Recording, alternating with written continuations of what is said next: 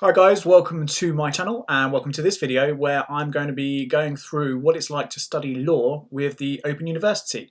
So I am in the final year of my law degree with the Open University. I've done it part-time, so this is year 6 of 6. Also, I'm not sure how relevant this will be to anyone starting with the OU doing law because they've now changed the pathway. So the course code that I did was Q79. I now believe the new pathway is R81. So there's two main differences, I think, with the new one, which I do think makes it better. So if you are looking at studying law with the OU, my experience so far has been great, and it's only going to be better with the new course. So firstly, when I studied law, when I started law with the Open University, the first two level 1 modules, so the whole 120 credits of level 1, were all sort of generic, introductory sort of modules, and they looked at all the areas of law but in little bits. So there was a little bit of contract, you learnt about offer acceptance, consideration, etc, a little bit of criminal, a little bit of public, but you'd never delve too far into it. It kind of introduced you to writing legal essays and to answer problem questions, but it wasn't until year 2 or level 2 where you actually got into the nitty-gritty of the law. That's great in one way. It helps you to kind of introduce yourself to the subject area. In a negative way, what it does is that leaves your level 2 and level 3 full of the subjects you need to cover. So for a qualifying law degree, you need to cover 7 areas of law, which they call the 7 foundations of legal knowledge. And that is the basic if you want the qualifying law degree. However, things have changed recently, so you don't actually need a qualifying law degree anymore if you want to be a solicitor. I think that's England and Wales. I think Northern Ireland, you still need it. But England and Wales, you no longer need a qualifying law degree to become a solicitor. It's just if you want to become a barrister, you still need it. So anyway, when I did law, level 1, all generic. So level 2, you had to do tort, contract, criminal, public, and then level 3 was left for equity, trust, land, and EU law, and then there was a optional module, but it wasn't in anything in particular. So you just did those 7 areas of law, whereas other universities, Brick universities, you kind of do the 7 areas and then you do other optional bits as well, so it gives you a bit more knowledge, especially if you've got an interest, say, in family law or employment law.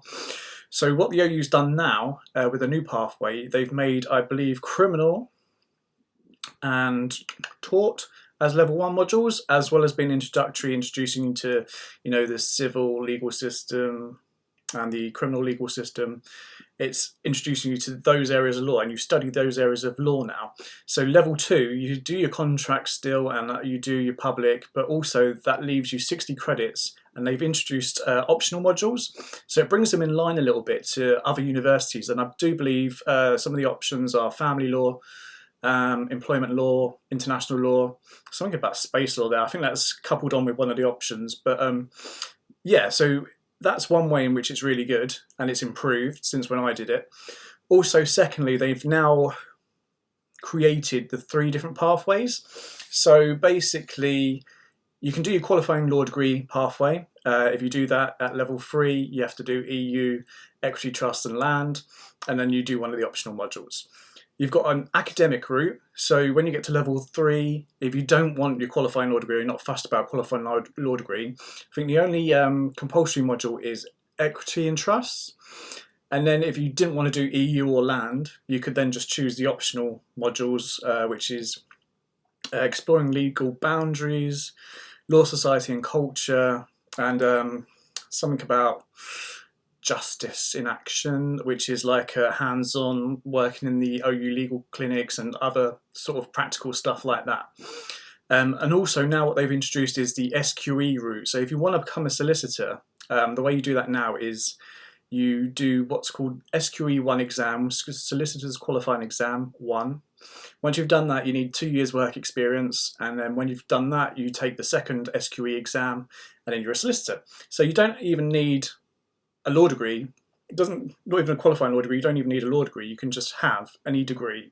However, if you've got any degree outside of law, you'll probably look at doing one of the courses which help you prepare for the SQE, and I think that's what the OU's course is. I'm not 100% sure, I haven't looked into it, But I think that's what the OU's SQE pathway is. So you don't then need to go and do an extra SQE course.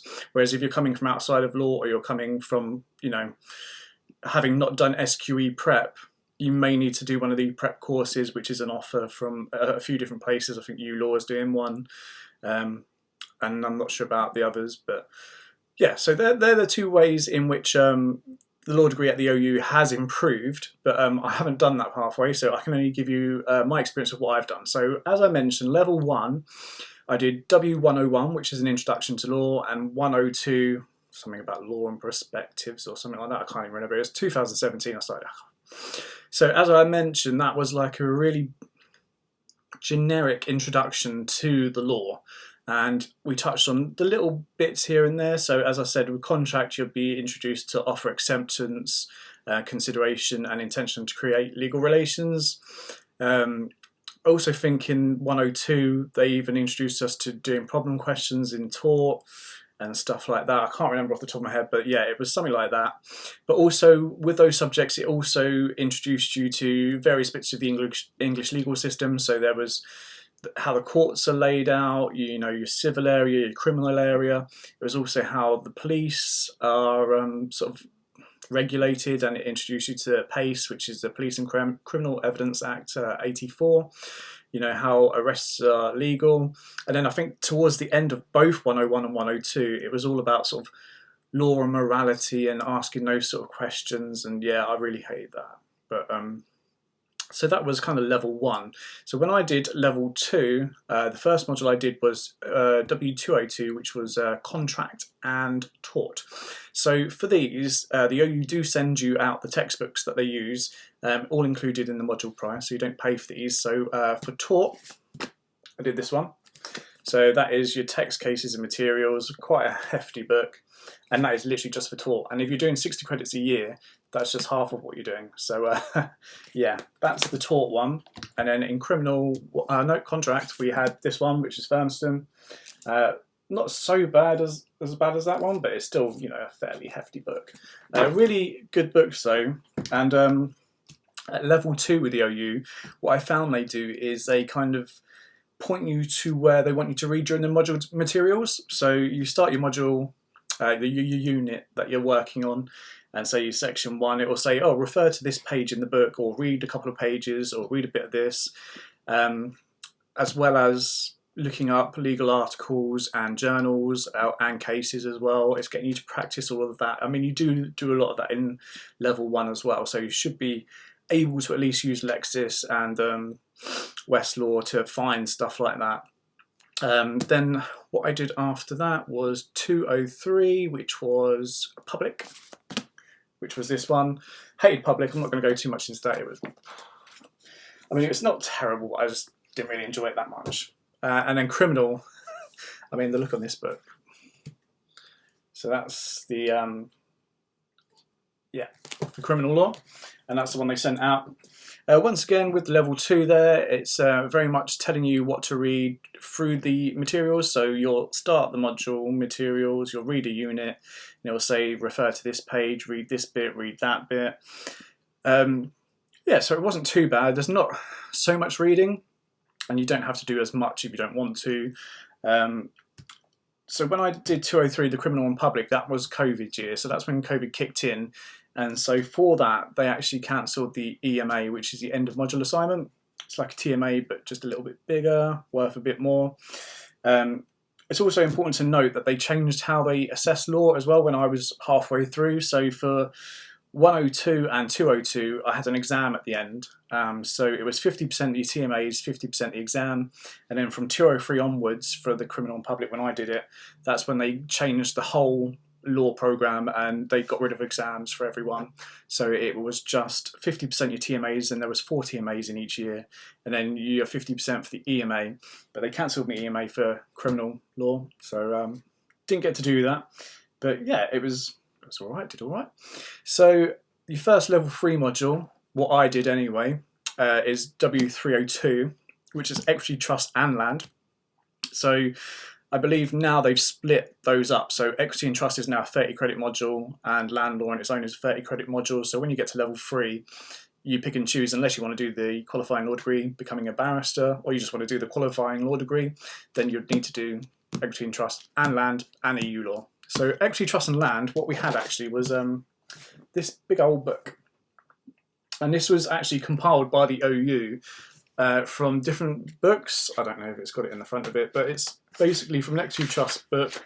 Oh yeah, so the equity and trust is by Pearce and Barr. The land law was Judith Ann Mackenzie, and there's another bit by Graham Fergal in there as well. So it's just compiled 3 different books into one big book for you to study for the whole module. I'm not sure what they'll do going forward, because obviously they split the modules up, but that's what we had. Equity, trust and land. Equity was just a bit dry. Trust I didn't actually mind, but it is a lot of information there. And then land, I thought I liked, but I didn't do very well in the EMA. So actually I was hoping to get another distinction, because I really wanted a first. I don't know why, it's not that important. And I got distinctions at level 2. And then for this one, my TMAs, I was getting 85%, which is the level you need for a distinction. And then, yeah, got like 73 in the EMA. So my average score was 79 for the module. Still really good. It's just more annoying that each year they can reduce the module boundaries. So it's normally 85% for a distinction, but they can change it depending on various factors. I won't go into that. And that year, someone in the Facebook group for the Equity, Trust and Land said they got 81, which was classed as a distinction. So yeah, I was only 2% away, which made it even more annoying, especially this year, as I need to get over... Well, I need to get the distinction if I want to get a first overall. It's probably not going to happen now. I've kind of resigned myself to the fact I'm getting a 2-1, and that's, you know, it's brilliant. So I can't really complain about it. I'm just one of these people that beats myself up if I don't do the best that I can, even though it's brilliant. Anyway, so that was contract. No, it wasn't. It was actually trust and land. And then the final year, what I'm doing now, which I'm coming to the end of, is first one, EU law. We got a hefty book there. That's a 30 credit module. That's W330. And on top of that, you do another 30 credit optional module. As I said earlier, the options are 340, which is what I'm doing, law, society and culture. Thought it'd be easy. Yeah. And there's 350, which is exploring legal boundaries, which I think is just open-ended research sort of thing. You pick your own subject you want to research and then do some big ass essay on it. I don't know. And then the 360, which was Justice in Action, which is like if you like practical side and you could give your time to it. It's like doing the law clinics online and stuff. Personally, I work evenings, so it wasn't an option for me. And I thought 340 would be a nice, you know, easy, gentle breeze. People from years before on the Facebook group were saying, you know, it's all right, yeah, it's not too bad. So first TMA for 340, I ended up getting like 68%. So not even like equivalent to a 2-1, it was like a 2-2. So I was like, oh, okay, that's out the window now. Definitely not getting that first. And then annoyingly in the EU TMA, first one, got 87%. So I was, yeah, it was a bit of a kick in the teeth. But then for the second assignment for 340, the Law, Society and Culture was like a 10-minute presentation on, what was it on now? Oh, data protection. And got an 85%, and that was weighted more than the first one. So technically now I've just done the EMA for it. It's all sent off, all done. If I got 90% in that, I could still get a distinction, meaning I could still be on track for a first. But also if they lowered the module boundary, so say they lowered it again like last year to 81, I'd only need to get like 82 or 83% in the EMA, which is possible. I'm still not holding out much hope, but it is possible. So yeah, I've handed the EMA in already, and it's already erased from my mind. I can't even remember what I did it on.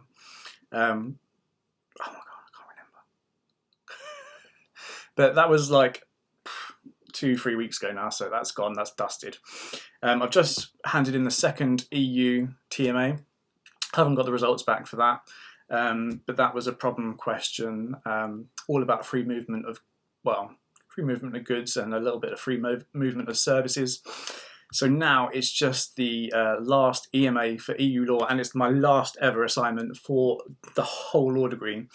And yeah, I try not to look at the assignment questions before they come out. Well, before I need to do them, before I finish the last assignment anyway.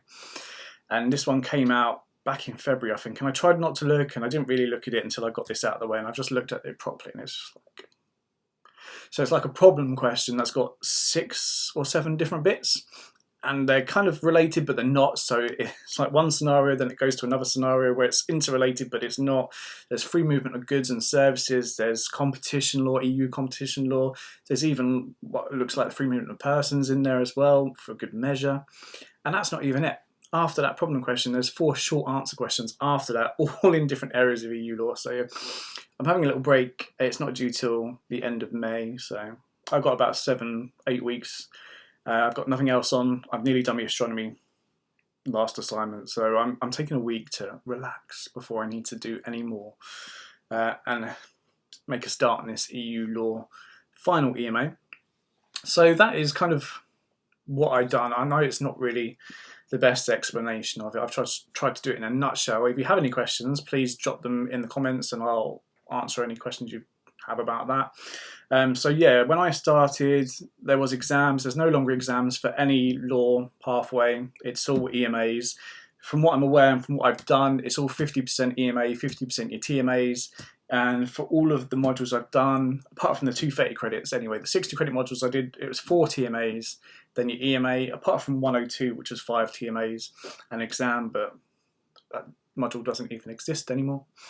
And then the 30 credit modules, so for the Law Society and Culture, it was just 2 TMAs and an EMA, and the EU Law has been 2 TMAs, 2 ICMAs, which are computer marked assignments, really easy, it's just like not even worth losing sleep over, and then the EMA as well at the end of it.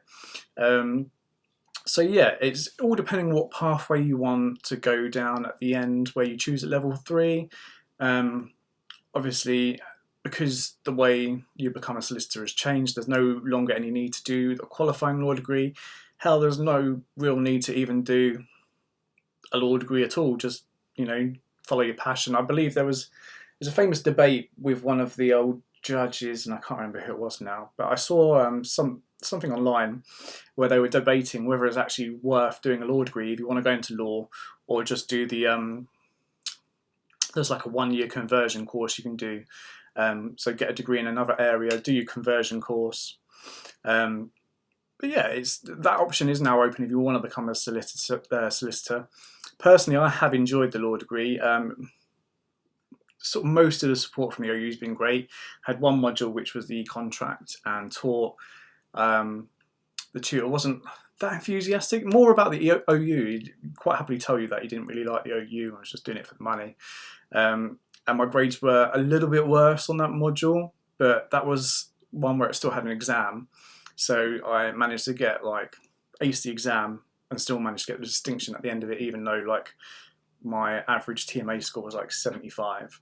So on the whole, it's been positive. I have enjoyed it. I think the new pathway will be even more interesting with the optional modules at level 2, and also being able to choose the SQE route or the qualifying law degree route, depending if you want to be a solicitor or a barrister, or hey, just like me, you just done it for fun, you don't actually intend to go into law.